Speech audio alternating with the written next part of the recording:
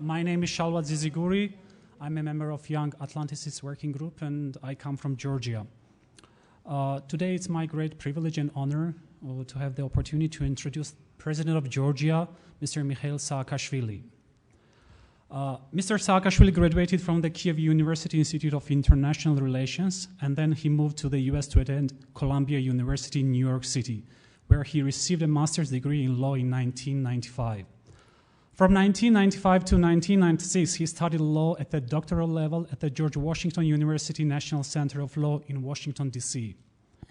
In 1995, he became the first former Soviet citizen to obtain a prestigious diploma in comparative law of human rights from Strasbourg Human Rights International Institute. Soon after graduation, he returned to Georgia to take up a political career.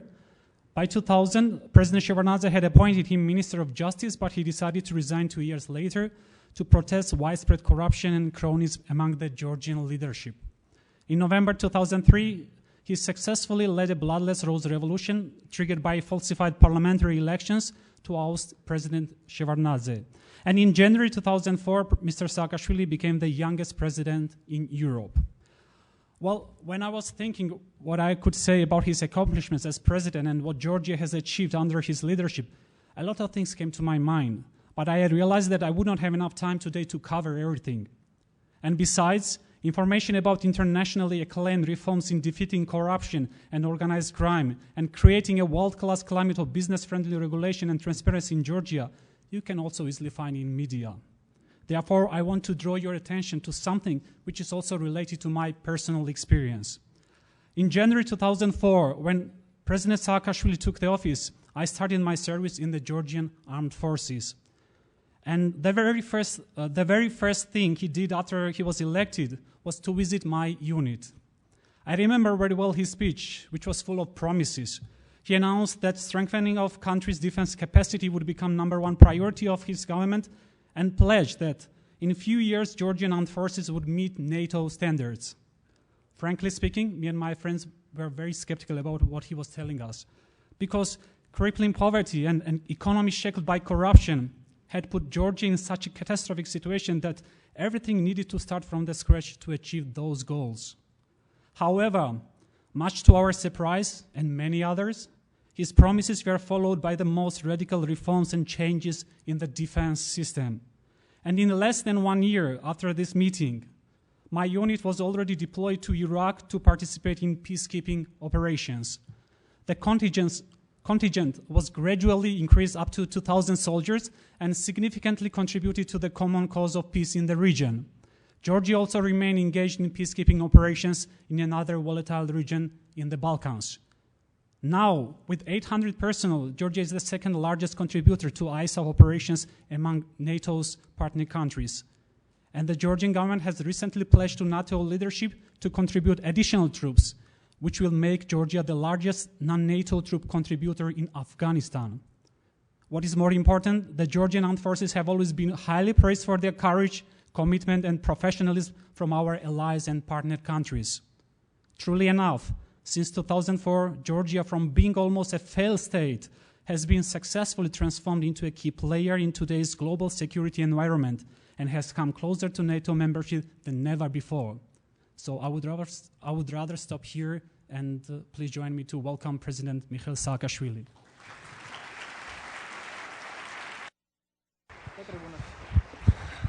Okay. Thank you. Thank you.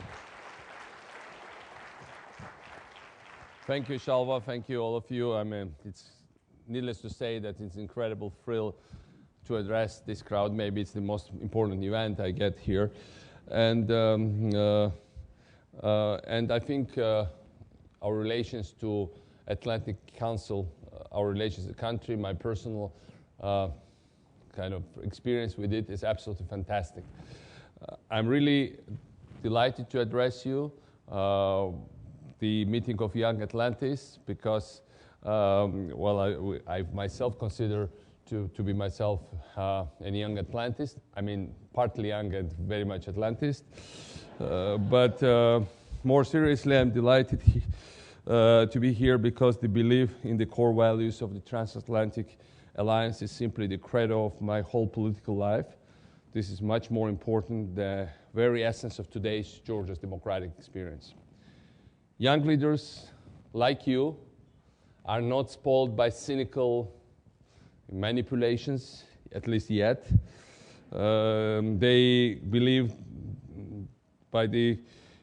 don't believe in this common idea that politics cannot change the world, that values do not matter anymore. So I'm sure you will understand what this Georgian experience is all about. I came here to speak about the role of the transatlantic integration plays in the radical transformation that is going on in Georgia, but more generally to share with you my optimism, my firm conviction that the NATO has a bright future and the value it's standing for remains the motor of history. In fact, this morning I heard protesters saying on Chicago streets, NATO is irrelevant, NATO is useless, it's a relic of the past, it's a warmongers, imperialistic, horrible organization, but nothing new for me. I mean, we've been fed all these things from the pages of newspaper Pravda when I was a kid in Soviet Union. That's these people transformed. I think these people, frankly, who are saying that they are the relics of the past, even if they showed up in quite some numbers in the streets of Chicago. I think future belongs to this kind of cooperation. NATO is as relevant as ever before, and it really matters for not only for us out there still partly in the cold, but also for the big countries that make core of North Atlantic Alliance and of its values. More than 1 year after the beginning of the Arab Springs, analysts and commentators are tempted once again, as we know, by dark pessimism, if not a form of fatalism. And when you look at the world, you cannot really blame them for that, right? But I have another message to deliver. The thirst for freedom that lead oppressed people to rise is still out there. And these people are more than ever, especially after the intervention in Libya, looking at the transatlantic alliance as the pivotal force that stands for freedom, the only force in the world that can help them to change the country, their society, their life for the better. Such belief is the strength of transatlantic alliance values, and their universal appeal is based on our own experience in my country. 20 years and even 10 years ago, Georgia was by far one of the most corrupt places in former Eastern Europe and Central and Soviet Union. We were one of the most criminalized places, one of the most hopeless and cynical places in terms of public perceptions in that region. And we were crippled by carefully elemented hatreds. We were sentenced to eternal underdevelopment by archaic vertical structures and centuries-old mentalities. It was country without hope and without colors. As you know, almost 10 years before the Arab Revolt, the peaceful popular revolution dubbed by CNN as Rose Revolution happened in my country. A new generation came to power, and the real revolution started really when people with the flags went home, when CNN cameras left the place. That's when the whole thing of transformation started. We all had one common objective: to bring my country back to the Western family of free nations, which means to join the North Atlantic Alliance. That's the most powerful symbol for this. And there is no more transformative goal than this one. It is much more than a diplomatic choice. It's a choice of values, of society, of choice of life. This ambition has led us to undertake a radical transformation of every single institution in the country. We totally changed bureaucracy. We fired 90%, and by today, I guess almost 100% of previous bureaucrats. We fired the entire police force in 1 day. We fired the entire tech service in 1 week. We fired the rest within the next several months after that. And we got new ones. And it really worked well, because if you look at benchmarks, Georgia has the easiest procedures, one of the easiest in the world. The Canadian Center of Law and Justice, together with TI, did study, and they said that Georgian bureaucracy is second most transparent and efficient in the world after that of New Zealand. We have the world's fastest property registration, world's fastest company registration. These are all IFC benchmarks. We are the easiest place in Central and Eastern Europe and post-Soviet space to do business. We have the according to a recent study by FC and by EBRD, we are one of 3 least corrupt countries in Europe. According to TI, perception-wise, no country has achieved so much in terms of fighting corruption as Georgia did. On the polls, 98% of Georgians said 7 years ago that they encountered corruption. Now it's 0.1. So we've done all this benchmark. We have one of the world's fastest, by the way, customs procedure now, and I think one of the world's fastest tax procedures with almost all the taxes filed electronically. We also did tremendous change in terms of engaging and integrating our minorities. Georgia is a multicultural and multi-religious country, and we managed to really change the way how minorities think. In fact, the term minority, I mean, I started as minority rights kind of student in early 90s at the Norwegian Institute of Human Rights, and even I had lots of optimism that we could do it. We went, of course, through conflicts that were dubbed ethnic, but it was more territorial issue of us with our big neighbors. I don't think we ever experienced the same level of hatred that's happened in some countries in Europe, but it was still there, the ethnic issue. But I think what happened lately is that there is the minority regions in Georgia, the fastest growing regions in Georgia. The amount of investments going there is exemplary for the whole region. And when during the Russian recent invasions, Russians tried to manipulate these minority issues, they got the toughest response from areas, from the populations inhabited by the minorities. We've done decentralization. We did not only the local elected governments, but we are moving parliament to another city. It's Georgia's second biggest city, which is in western Georgia. Georgia is divided in east and west by a mountainous ridge, and with all the specifics of these 2 parts of the country. And we are moving parliament there, but we are also moving with parliament the power to form the government, which until now was totally under presidency. So I think more important than just benchmarks I listed to you is a mental revolution that happened in Georgia. The way the citizens look at the state, the way they look at their own responsibilities. Comparing pictures, television images, if you see Georgia 10 years ago and Georgia now, it's even the colors are different, body language of people, the way how they move, how they interact, the buildings are very different. I have a claim that there was this thing that there is new brands of Georgian architecture, world architectural magazines. Most of these new buildings are new administrative buildings, transparent glass police buildings, local administration buildings, transparent dome of presidential building, and transparent buildings of the ministries. It stands for something, and it has its symbols, bright colors that we brought into the country. Georgia is a small country with a strategic location and a very important role for the energy transit and many other aspects of transit through our part of the world. Sometimes some people were saying, also when there is fatigue, and there are isolationists in every country, also in this country, and they were saying, well, why would Georgia matter? I say, okay, there are some people who are obsessed with real politics, and if you don't care about values, you might say Georgia doesn't matter. Even if Georgia stands for reforms in the whole region. But okay, if you don't care about reforms, about feelings of the people in the region, say it doesn't matter. But then look at the map. If Georgia falls, if Georgian democracy falls, the whole Central Asia, Caspian, access to northern China through the most economic routes, access to Afghanistan, one of the most important routes of Afghanistan, they all go to hell. And Georgia has the best logistics base, the best airports, the best railway system right now being built, the best highway system in the region. All developed by us in previous years. But then, of course, Georgia is not just a country. Of course, I cannot compare with the US. I believe the US is not just a country, it's an idea. But even Georgia is also an idea for our smaller region. I want to quote here the Minister for Foreign Affairs of Russia, Sergei Lavrov. He said in an interview that the post-Soviet space was a common spiritual space with only one anomaly, the Georgian government. I think he identified very well the problems that they face. Indeed, last week,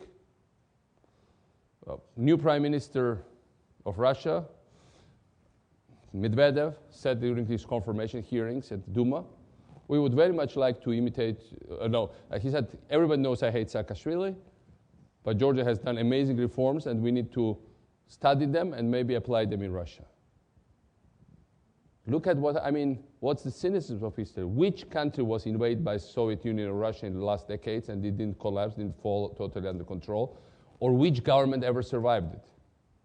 Not only Georgian government, the Georgia's democratic system survived it despite the occupation of 20% of our territory, and 500,000 people left without right to, at this moment, to go back to their houses. But the very country that invades us, the very country that thinks they are at war with us because they don't recognize our borders, they don't recognize our government, and they don't even recognize the severe ceasefire treaty they've signed, then the leader of this country comes out and says, by the way, maybe we should learn from this country how to govern our own country. And these are talking about country 100 times as big as my small country. And that's the amazing symbol, what Georgia stands for. And that's why we are getting every week almost ministerial delegations, parliamentary delegations from Central Asia, from Ukraine, indeed from Russia, lots of them. The fact that Medvedev had to say it, not because he really is daydreaming about our reforms, simply people around it talk about it. Moscovites who interact with him, journalists, intellectuals, businessmen, especially business community, talk about it. We were the country that, we are under this permanent threat. And despite the fact, we introduced recently visa-free travel for the Russians. And this year we are expecting 1 million Russians to travel to Georgia. And some people, even like our friends, were asking, are you nuts? What is this? Why would you not be afraid of them? Exactly the opposite. This 1 million Russians coming to my country is a factor of stability for my country. It's a security issue. Because we get 1 million genuine witnesses that will go back and report to their own relatives, friends, colleagues, that not only Georgians don't eat children despite what Russian propaganda has to sell them. Indeed, in that respect, we are quite vegetarian despite our nice cuisine. But we also have some amazing things which with their all oil and gas, cannot afford to have. And plus, we have system with accommodating bureaucracy, with generally, government that serves people. Stability, we have the lowest crime rate in Europe. 5 times less than, or 4.5 times roughly less than Russia. And that's according to the European Union. These are not my words. So from that point of view, we know that our integration within the alliance will take time. We know that more reforms are ahead of us, but our commitment is absolute, and even Occupy Wall Street protesters from streets of Chicago would not discourage us from liking NATO. Unfortunately, there are even much more powerful forces than them wanting us to abandon this idea. Or it would be a big thrill to deal with just Occupy Wall Street. But we are good at dealing with our own people back home who also like to some protest from time to time. But our commitment is absolute, and the progress we have made, I think, speaks for us. As well as our contributions to the ISAF missions. We have almost 2,000 people, as you might know. Lots of them have died. We had other people like Shalva Tugushi who served before in Iraq. We had full brigade in Iraq. And for us, it's just not the contribution to ISAF mission and the Euro-Atlantic security system, but that's our expression of the fact that we would like to be not just another annoying consumer of security, which people generally are skeptical of, as we know, but to be net provider of security and also being success case for NATO. Thank you, and I'm there to answer your questions. Thank you.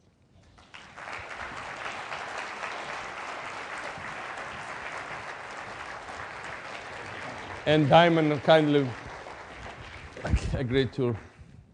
I'll help you with the questions. Indeed, Mr. President. Thank you so much for that. It's a delight to have you back on an Atlantic Council stage, this time in Chicago. We've got some time for a bit of a conversation. I want to bring in the audience, but let me start off with just a couple of things. After listening to your speech, your remarks, I like the concept that you've been talking about, the importance still of values in the transatlantic relationship, the idea of not just the United States, but Georgia is an idea. And I wondered, given our audience today, this is an audience of folks that are already leaders in their countries all across Europe and Eurasia. I wanted to start off with, you might think it's a softball, but it's a serious question about leadership. You were elected to Parliament while you were still a student. You became a very young Minister of Justice, implementing pretty dramatic reform, pushing for dramatic reforms at the time. And yet you became a leader of a Rose Revolution while you were very young in your political career. Can you just take a moment, given our audience here, given these are folks that are trying to change their societies, have an impact in their countries, and talk a little bit about how you started off on this path, where leadership comes from at a young age, and how you can have an impact? Well, I think it just comes from, I mean, everybody that is good at what they're, should do what they're good at doing. I mean, it comes from internal passion. In my case, it was very mechanical because we had this constitutional age for parliamentarians, which was 25, so I had to be very patient and wait until I would be 25, and I got immediately elected to the parliament. I ran for it. Then we had age for running for city council, basically because we had no elected mayor, but we had elected head of city council in the capital at the age of 30, so I had to wait for that and then to run for it. And then we just had the constitutional threshold for becoming president at the age of 35, and as soon as I turned that age, they decided to run for president. So more or less it was dictated by these things, but without kidding, actually. I think you just should go for it. You shouldn't think that somebody out there is smarter than you or better than you. In most cases, they are not, as we all know, secretly. And I think especially in the internet age, in the age of all these Twitters and the Facebooks and stuff, it's amazing how fast the things become younger. And I think you are much better placed, or I mean, not even you, people who are in their teens right now or under 20. They're the best ones that place to take over very fast. So don't miss your chance because you are almost obsolete, all of you. Because it's really changing very fast. And that's my advice, just go for it. It's right now, it's really another experience and generation with new information age. It's entirely new rules of the game because politicians have to perform every day. It's not like you go home for a weekend or you go like after 5 p.m. nobody can find you. You have permanently to fight for your political survival, for your existence. It's like being a strong sportsman. You always need to be shaped. And for that you need energy. For energy you need to be young.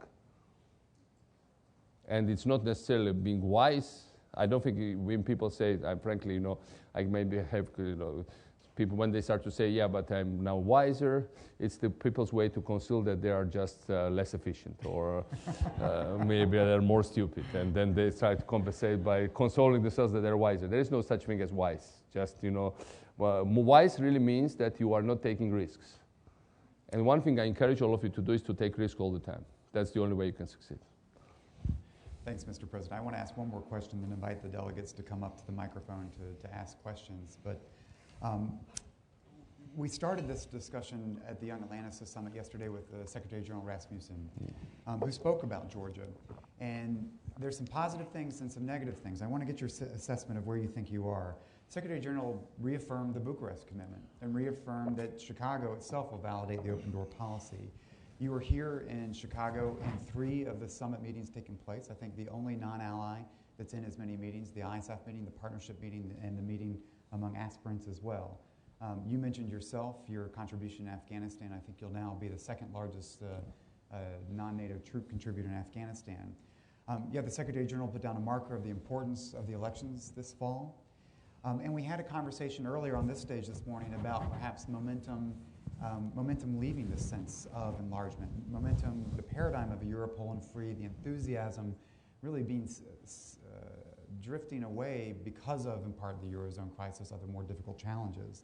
So if you think of Bucharest to Chicago, after 4 years of this decision in Bucharest that Georgia will become a member, but without a membership action plan at the time, How do you assess where Georgia's come, where you are, and what do you expect to come out of Chicago? Well, one of the things you want to avoid in generally, especially in history, and it's already a matter of history when you're talking about 4 years in present, in a very fast-changing world.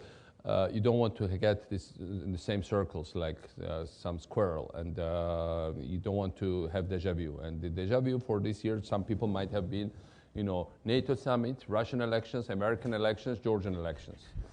And in 2008, we had war as a small addition to that. So let's not go there. And that's why it was very important. I think one of the problems in 2008 was that you were facing divided NATO. And the last thing we wanted this time to get division here in Chicago. And from that point of view, the fact that there is this, as far as I've heard on the draft, a very strong support for steady progress that Georgia has reached. And then we are in as many formats, as you rightly said, no other non-allied countries is. And then the fact that there is this 4 informal grouping of aspirant countries, and about which Secretary General talks all the time, as well in his public statements, that the three Balkan countries and Georgia. Because before we were only in a club with Ukraine, and the problem was that Ukraine was another geography together with Georgia. Perception was then Ukraine decided not to be, so it's somewhere out there in the cold, far away, staying alone would be a disaster. And what we are getting now, we are getting Georgian listed together 3 other Balkan countries, and frankly, everybody knows that they will join NATO. So from that point of view, it is a progress, and it's a demonstrated movement forward. And that's the worst thing we would be afraid of, saying that there is no, it's an open door policy, okay, we reaffirm Bucharest commitments, and be happy with it. Nobody could be happy with it, because life is advancing, we are advancing, we've done all these reforms, we've done our homework, and then we didn't want to look like best student in the class that still cannot make it to next year because of some other considerations. And it didn't happen. I think when we'll graduate, we don't know yet. We have to take all our credits and excel at them, and we know that. But on the other hand, I was a student all my life, so I hope that we may put Georgia also in that category. The A+ student. Let me start with right here in the center, please. Georgian Kralidze, representative of Georgia, delegate from Georgia. I represent organization New Generation, New Initiative, and also am a member of Young Atlanticist Network. Yesterday we had very interesting meeting with NATO Secretary General. He mentioned Georgian-NATO relations, and also he reaffirmed commitment of open door policy, which was really very important for us, for our country. Mr. President, what is the expectation of Georgia from NATO Chicago Summit, and whether the summit has lived up our expectation? Thank you. I think, thank you for the question. I already partly responded to it, but as I said, there are this new number of new elements. Before, they would always mention, okay, Georgia is on the way and the open door policy. Here we are talking about this document about steady progress reached by Georgia, reforms implemented by Georgia, underlying importance of continuation of this reform. That's self-evident for us anyway. And then, as I said, also there is one more element here. What we saw from initial also kind of drafts being running around, where it's also calling for Russia to reciprocate with non-use of force pledge taken by Georgia. So it was very well noticed and picked by NATO, and also all the time putting Georgia in context of 3 other Balkan countries that are very well set to join, as we know. So from that point of view, it's a geographic coup, because where were we, Georgia? Georgia is somewhere far away beyond the Black Sea, which is much bigger than Lake Michigan. For us, it's like bigger, of course, even if we want, it's a small place anyway. And then the rest of Europe is here. So the biggest question always was, is it really Europe or not? Well, especially for those people who would travel through third countries, and they'd say, well, not really sure. And then, but then what happens now, because of all these reforms I was talking about, this was a geographic coup that basically Georgia was kind of taken up somewhere and put into the basket with Balkan countries, which are very much to the west. And so I always used to say, in the beginning of my presidency, that's where we are. Sorry, guys. we cannot take our country, take somewhere else. Well, we took our country somewhere else. It's doable.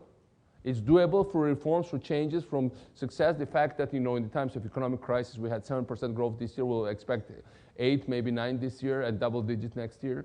The fact that, poverty rate has been decreased from 52% down to 18%, corruption next to none. And so these are all the things that basically allowed us to challenge even our geography. And there is always, and that's basically what was demonstrated by this NATO document, which hopefully, I think it's a real wood, will be adopted tomorrow. All right, a preview of the summit declaration. Please, to our left.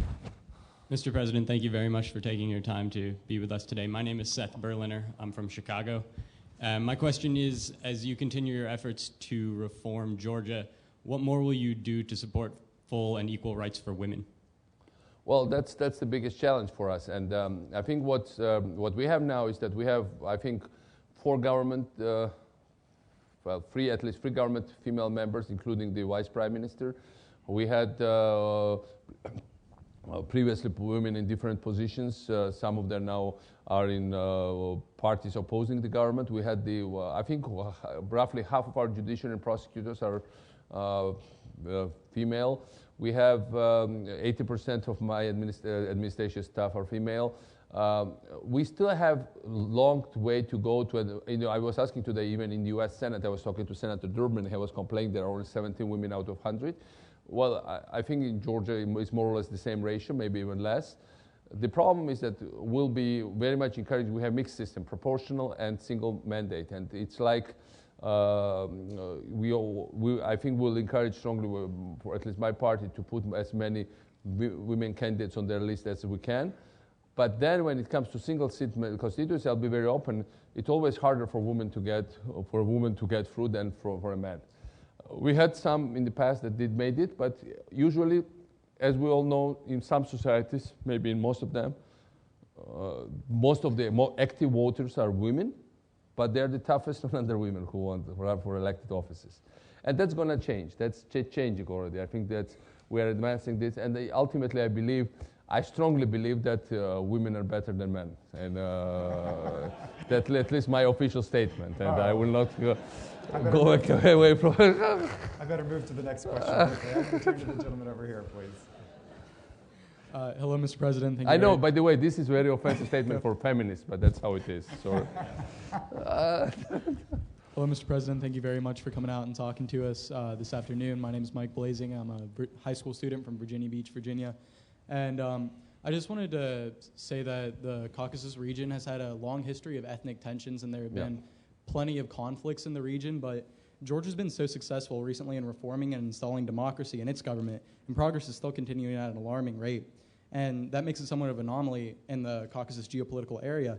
And I wanted to know your opinion on whether the success with which your country has experienced within the past decade can be a lighthouse to countries like Azerbaijan and Armenia, and incite them to put reforms into their country and really give the whole region a brighter future. Well, thank you. I just noticed that you used the same term as Minister Lavrov, anomaly, but in a positive sense. And I think, indeed, Georgia has been a little bit an anomaly, and I agree with you and with Mr. Lavrov. But the point here is that it's really, as I told you in my presentation, almost every week, a delegation from parliaments of Kyrgyzstan, government of Kazakhstan, government of Ukraine, Moldova, or other neighbors, but also now Tunisia and Mongolia and some other places are coming to study Georgia's experience. World Bank indeed just issued a report, and the World Bank has told us that they issued before a course of books on corruption problems in different parts of the world. This is the first time ever that the World Bank issued a book on solving the issue of corruption.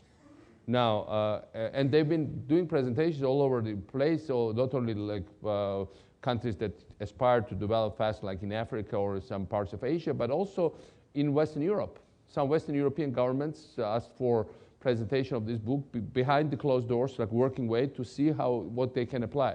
So, having said that, I don't think it's irreversible. We still have a long way to go, and I think it's an uphill battle all the time to keep it this way.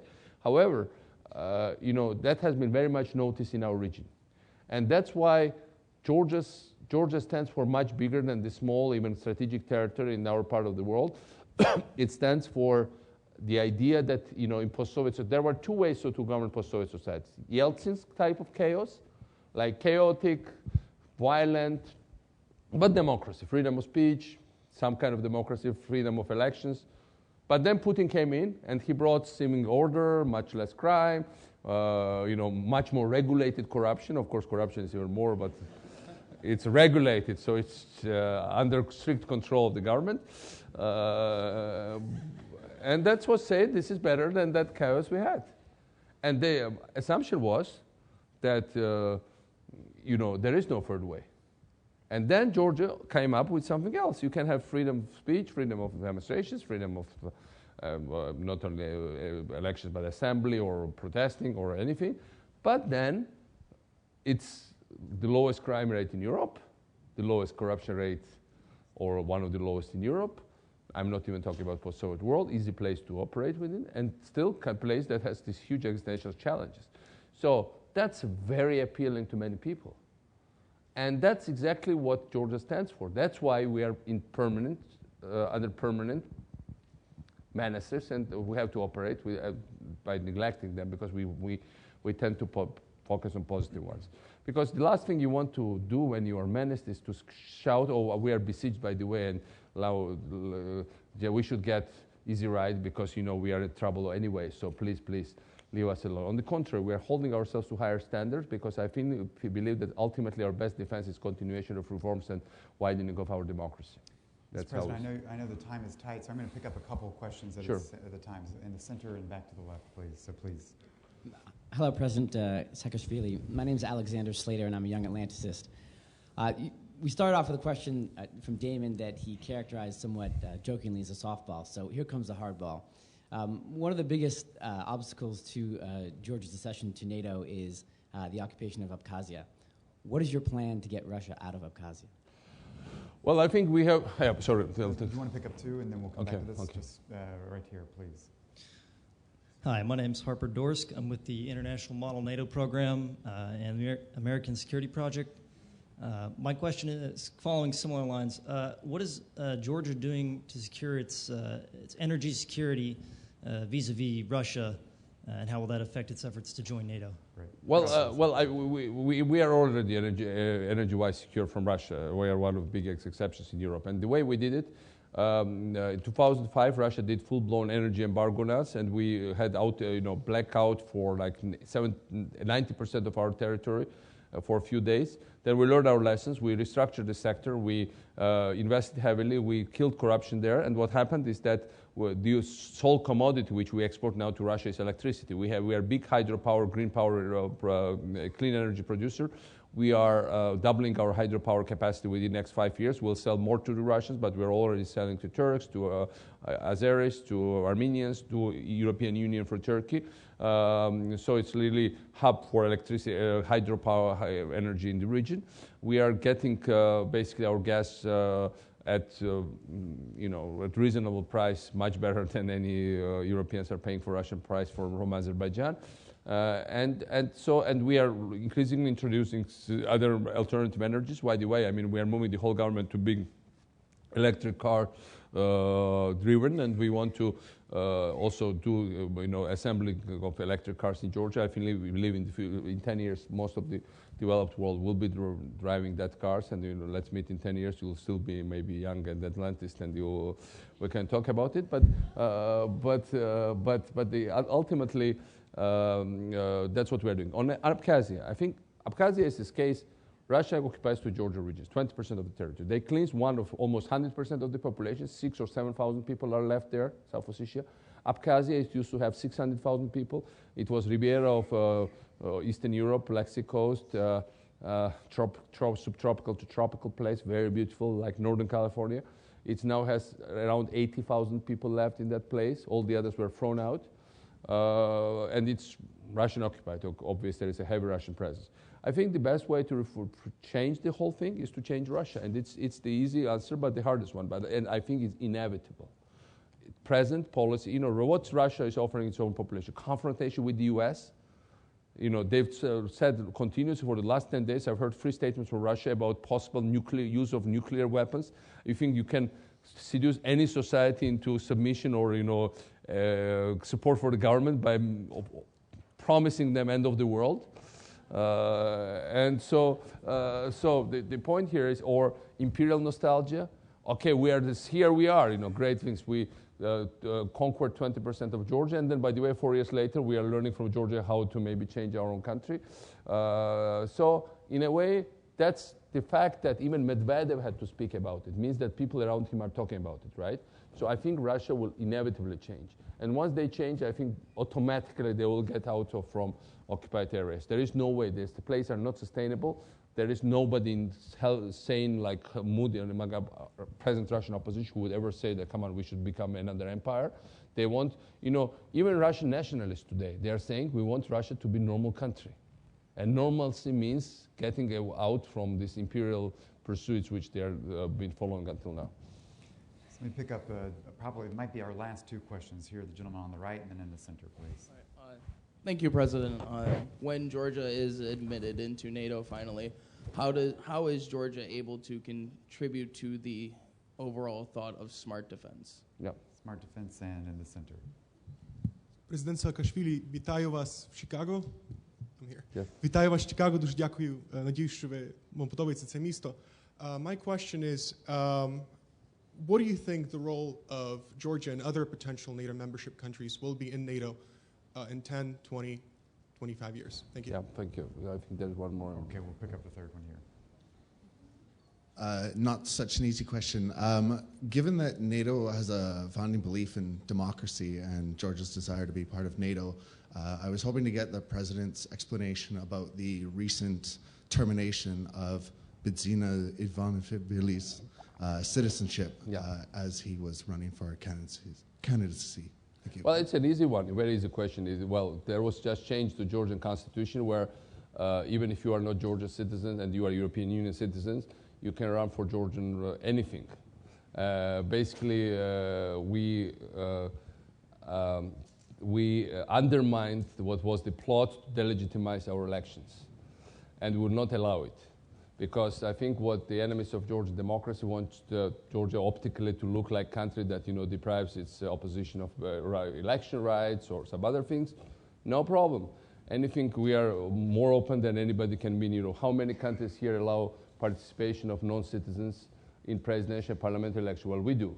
And the reason why we do it, we don't want anybody to undermine not only perception, but the reality of Georgia's democracy. Basically, the reality is their perception was menaced, and that's what we basically did by this constitution change, which was passed by the Georgia Parliament. With regards to... How do you see the election shaping up? I mean, his entry into the politics has sort of brought a new element. No, we are, as I said, we are a free country, and even with big money resource or any other things, anybody can run and anybody can take part in any electoral process. That's not an issue. What we'll do, we'll keep framework intact. Framework is that, people are equal under law. Everybody, one person is one vote, no matter what are the resources behind that one person. And ultimately, I believe that in any democracy, no matter what you do, popular will prevail over. Whenever it's competition, foreign menaces versus national development, or big money versus democracy. I think ultimately good things always win. And generally, I think that's going to happen in Georgia. With regards to Georgia's, Georgia will have, Georgia is trying to be interoperable, try to develop the deploying forces, to have easily deployable forces all over the world. We already have experience with Afghanistan and Iraq. We are also introducing new technologies. You know that 5 years ago we had problems with 4 years ago with supply of weapons to Georgian army because everybody got scared, frankly. And we developed our own arms industry. And not only just, out of the scratch, we never had it. And we also developed some electronic systems, software, not only just, we do UVs. 4 years' time, we don't only do IFFs or armored vehicles or artillery systems, but we do electronic ways to direct fire, UVs and new camera softwares for cameras, and we even, as a result, developed business jet production in Georgia. And nobody expected us to do. We couldn't even produce pickles 4 years ago from agriculture. So, and that really shows you what, you know, by the way, the example we took there was not only from NATO countries, but from Israel and Singapore. They were put in such a situation, they managed to do it. We did it even faster than they did because we were even under bigger threat than maybe than they were at some times of their history. And you know, and this was something. Of course, these are not weapons to, you know, challenge, say, militarily Russia. I'm realistic about it. But what it gave us sense of, you know, ownership of what we're doing, and the sense of, and it brought us technologies. It developed amazing things, and now we are doing a technology university with the U.S. With the American campus, together with Millennium Challenge Corporation. It will be the biggest technology university all over former Eastern Europe and Soviet Union, former Soviet Union. And again, we'll develop technologies there, and together with the American professors, it will be an American campus. I think UCLA is now on the short list that is willing to do that.